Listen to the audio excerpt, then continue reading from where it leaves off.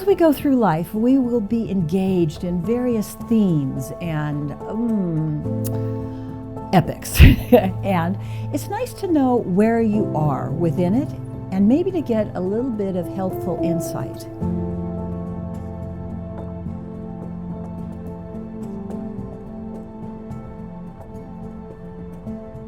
I would be really pleased to share with you something that I created. It took 10 years to create, and the idea behind it was I wanted to figure out how life works so that I could kind of follow a roadmap and maybe get through it a little easier. It doesn't make it easier, but it makes it a lot more fun. And I named this body of work the Visual Framework for Change. And this visual framework consists of 64 different patterns, actually life events that we all experience. And for each pattern, I showed two sides. One would be, you might see activities in nature, which would represent thunder, representing awakening, or lake, representing reflection. The other side is an image or series of images of my personal experience.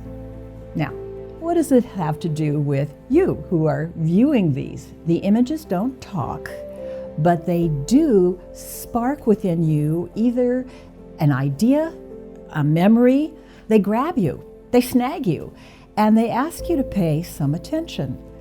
And that begins an even deeper conversation with your inner knowing.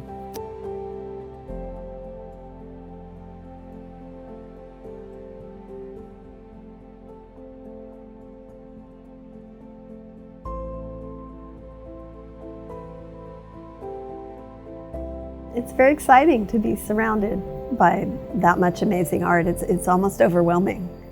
You walk in and it's just got a wow factor. Kendra uses really powerful brushstrokes, and those powerful brushstrokes convey powerful ideas. And you see that in each piece. They're different, the brushstrokes are different, everything else is different. The ideas behind each one go at a bunch of different levels. So it's a very powerful thing to view. When I walked into the first space that she had to show, it was massive. So there's a lot of space between the paintings. And I would stand in front of one and I would have to sit there and just really look at it, and it touched your soul. They're really special. After I got my master's degree in arts and consciousness, I just wanted to do something bigger than life. I also really wanted to do more about personal symbolism and what my journey was like. And I put that wish out in the universe. I said, I would really love to come off the wall, and not only that, I want to paint landscapes and I want to paint my journey. So there. My favorite instructor, Dr. Titus Yu, that I met at JFK, was offering a class in the I Ching. And I went, oh, okay, I don't know anything about that, but sounds good. So I went to class and I was mesmerized, because here's a body of knowledge that actually provides an overview of all of life's patterns or processes. What is the process of creativity like? What is the process of sustaining a situation like? How do you deal with change? What do you do in a brand new territory? All of these things in one body of knowledge. And I thought, okay, now how can I learn everything I need to know from this? The live exhibit has a physical impact. The images have a physical impact on the paint itself. So there's two levels, I think. There's the impact of the image, and then there's, my analytical mind looks at how did she actually create the painting, and looking at her brush strokes and when she chose to do things. I was in class the first day, and someone asked Dr. Yu, he said, has anybody ever illustrated the I Ching? And Dr. Yu said, no, not really that I know of, but he said, my friend Kendra Barron would do that. And I thought, I was so flattered. It was so nice to be recognized, but it went right over my head until I was driving home.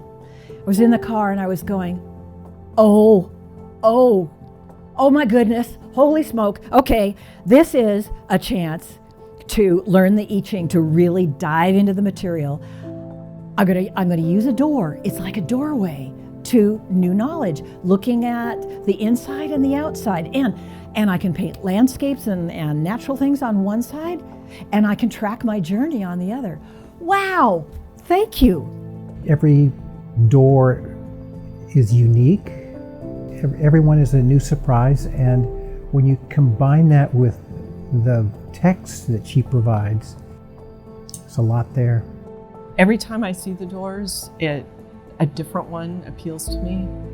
So where you are in your life journey causes that to occur.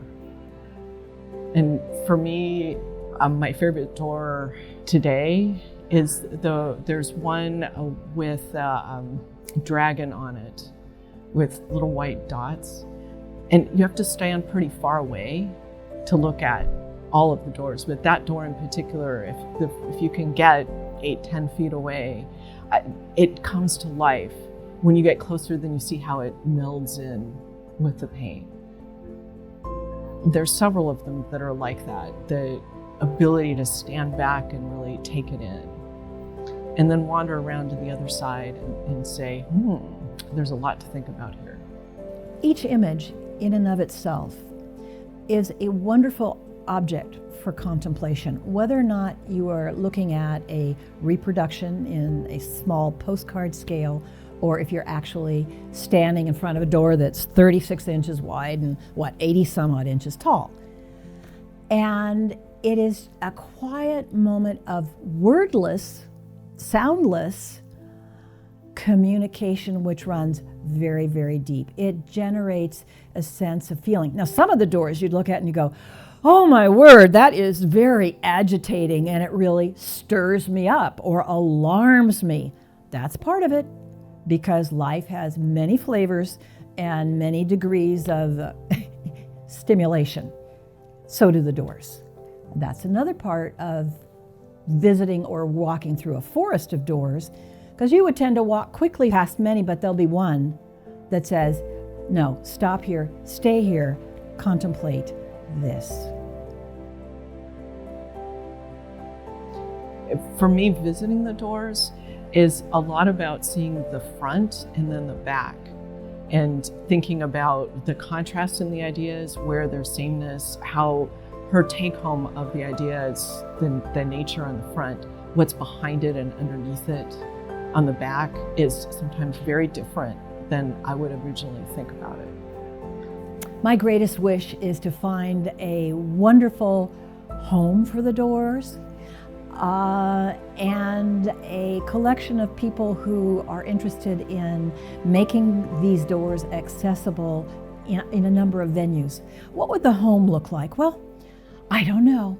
It would be wonderful if there was a healing center or a museum or a university that was dedicated to expanding consciousness globally from here on out. And in that space, wanted a forest of doors through which people could walk and be inspired about what's possible. How can we expand our awareness, our consciousness, and the possibilities? Perhaps the doors became the possession of a group of people who wanted to stage smaller exhibits at different places in the country, in the world, to emphasize certain subjects so that people could literally be in the presence, get the power of the art, the battery energy from the images, and experience them personally. The doors all represent, in one way or another, experiences that are universal. It's hard to find the words, but it's using Kendra's words, they are such an invitation to go on a journey. And there's so much there for different people to react to in different ways at different times. You know, I've reacted to the same images for a decade, and at different times, and different ones have struck me. I would keep going back because there's so much there. There's so much there. Every time you look at it again, something different comes out in it. You've grown, you see what your experience of seeing it is. It is expanded, definitely expanded. See the brushwork and her amazing talent on the actual doors is a little shocking compared to seeing the books. Because they are so rich I would want them to be in some place that was dedicated to healing so that people could take that journey. And even just, the subset of doors here and the way they're set up, watching how people which way they go when they come in and what they react to. So yeah, I would want them available to as many people as possible. I imagine that there's a place for these doors that I cannot visualize because it's very special, very unique, and of its own time. This is a body of work that's meant to serve humanity from this day forward.